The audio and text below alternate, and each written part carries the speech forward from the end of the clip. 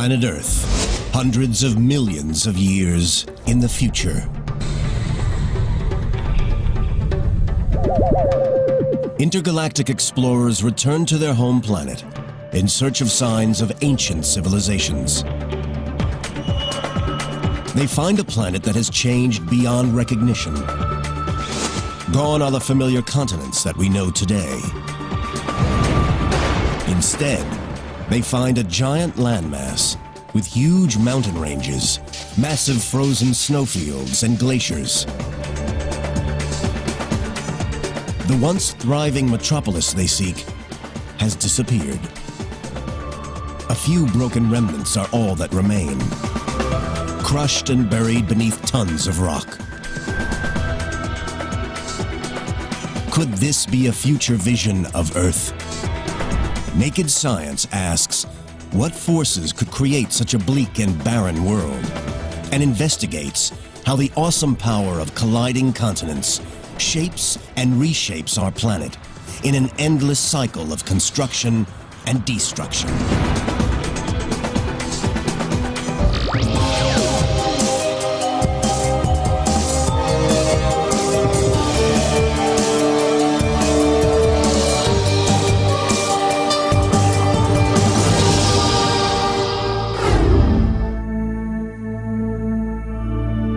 Our world, the Earth. From space, it's easy to see the distinctive pattern of land that makes up the continents: North America, South America, Africa, Antarctica, Europe, Asia, and Australia. Giant landmasses separated by oceans that stabilize the environment with hospitable weather patterns, suitable for civilization and cities to evolve and prosper.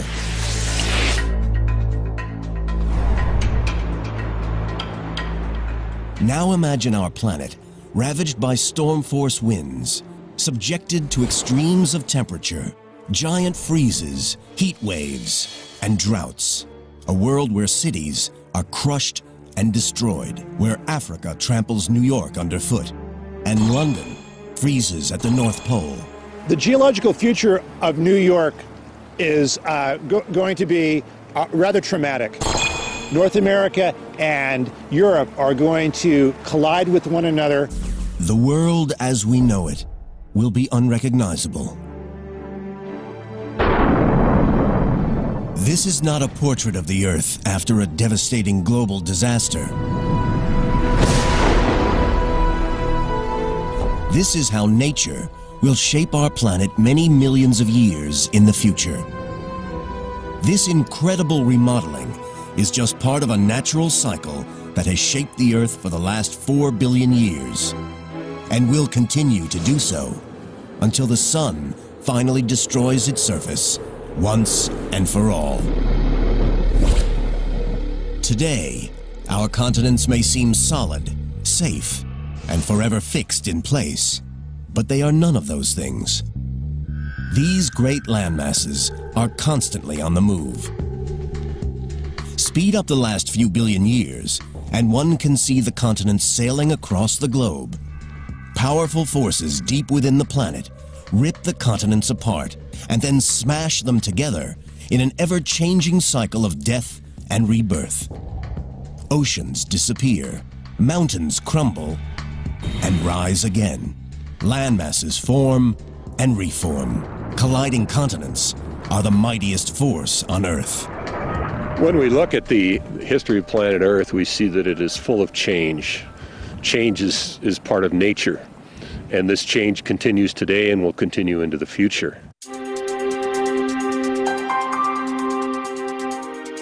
To understand how the continents shape our world, we must first travel back in time to the very birth of the Earth. 4.5 billion years ago, the Earth is created from the debris left over from the formation of the Sun. Dust and debris collide and clump together. Once these clumps grow into objects about 1/2 mile in diameter, they create enough gravity to attract more material. Slowly, these clumps grow into as many as 20 planets. As these new planets orbit the Sun, they begin to collide. One collision with the planet Theia, which creates the Moon, obliterates the surface of the Earth. The energy from the collision makes the Earth incredibly hot.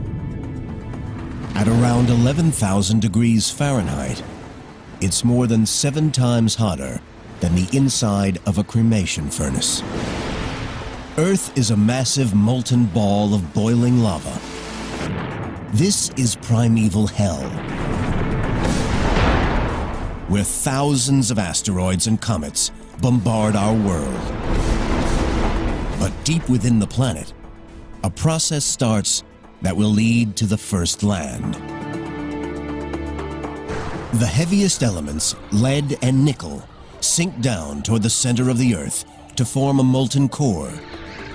The lighter elements, including oxygen and silicon, rise toward the surface, where they erupt in volcanoes of molten rock. Slowly, the Earth's surface cools. Molten lava solidifies to form patches of crust, the seeds of the first continents. But even as the first land is born, it faces a battle to survive. We were being bombarded by a large number of asteroids very early in the history of the planet. So there's a lot of dynamic change from being walloped by giant impacts, disturbing things. Geology professor Sam Bowring is an expert in early Earth and the genesis of the continents. When we had an early crust is an interesting question. I suspect we had an early crust from day one. The question is, how long was that preserved? When the Earth was being bombarded constantly by asteroids, the chance of preserving any small chunk of that crust was very low.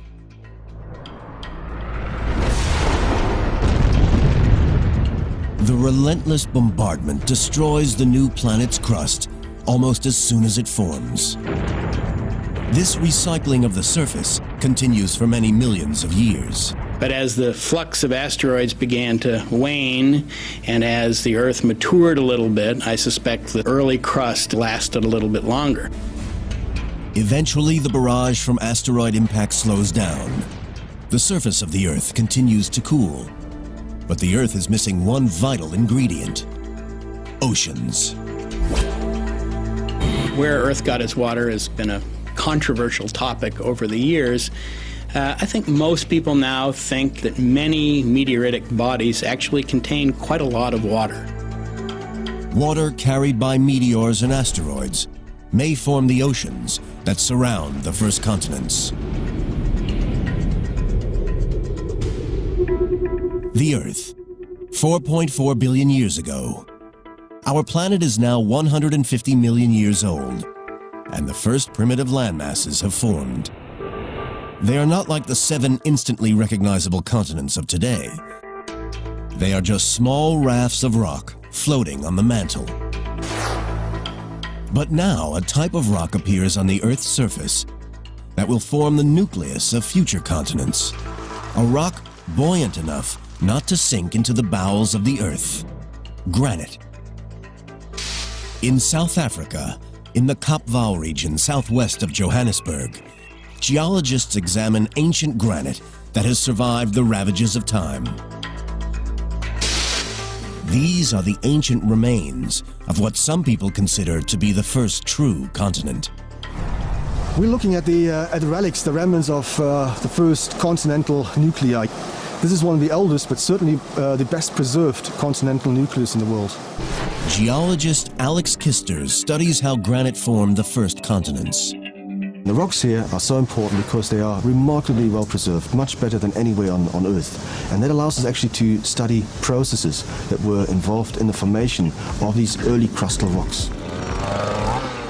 Kisters is collecting samples to date the age of the granite. We're drilling these little rock cores, taking them out, and then sending off later onto the lab to be dated.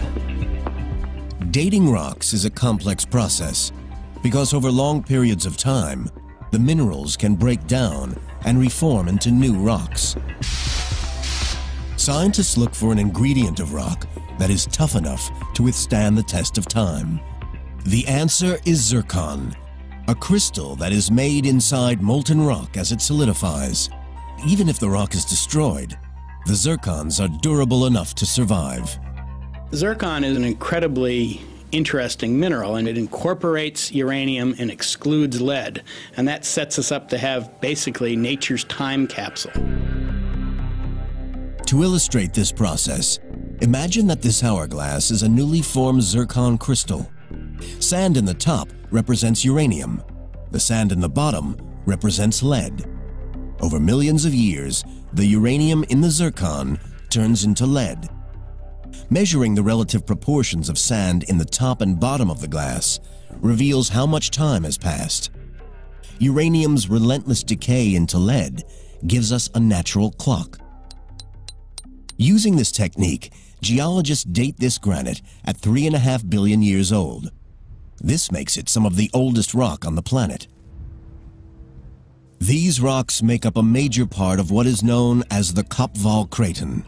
A craton is an ancient raft of rock, light enough to float on the mantle, and around which a continent will grow. Ancient cratons have also been found in the heart of the Australian and North American continents. The craton here in Kopval in South Africa stretches for 463,000 square miles. It's almost twice the size of Texas. Without granite, the craton and modern continental crust wouldn't exist.